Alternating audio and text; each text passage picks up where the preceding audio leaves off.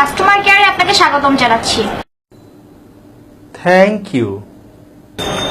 আপনাকে আমি কিভাবে সহায়তা করতে পারি? আপনি কি আমাকে বিয়ে করতে চান?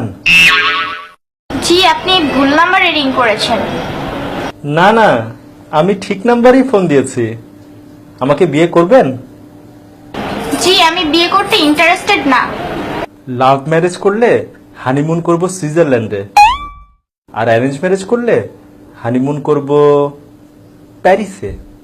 Not interested. কোর্ট ম্যারেজ করলে 10,000 টাকা বিয়ে করতে পারেন, আর যদি নর্মাল ম্যারেজ করেন তাহলে 20,000 টাকা। জি, আমি তো আপনাকে বিয়ে করতে ইন্টারেস্টেড না, তাহলে কেন আপনি আমাকে বারবার অফার করছেন? বিয়ে করলে প্রতি সপ্তাহে আপনাকে সিনেমা দেখাতে নিয়ে যাওয়া হবে। আপনি বুঝেন না আপনাকে আমি বিয়ে করতে ইন্টারেস্টেড না। আপনাকে সিনেমা হলে পপকর্ন খাওয়াবো।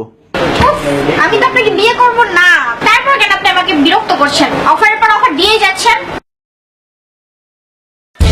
এখন বুঝতে পেরেছেন আপা আমাদের কষ্টটা?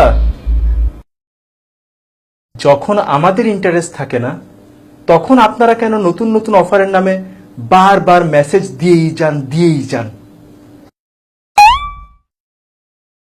মাত্র 100 টাকায় পাবেন যে কোনো মোবাইলে 160 মিনিট সব সময়।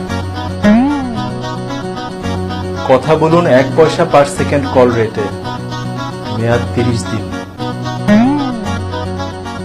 রিচার্জেই ব্যাকপ্যাক। আজকেই একবারে 500 টাকা রিচার্জ করে জিতে নিন ব্যাকপ্যাক। অফারের মেসেজ পেতে পেতে মেসেজের প্রতি অভক্তি এসে গেছে। অফারের মেসেজে পুরো মোবাইলের মেমোরি কার্ড ফুল হয়ে যায়, ডিলিট করতে করতে ঘন্টার পর ঘন্টা পার হয়ে যায়।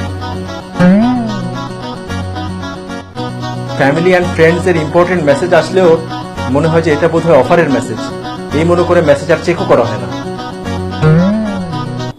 যখন আমাদের ইন্টারেস্ট থাকে না আপনাদের এসব অফারে, আপনারা কেন অফারের পর অফার দিয়েই যান?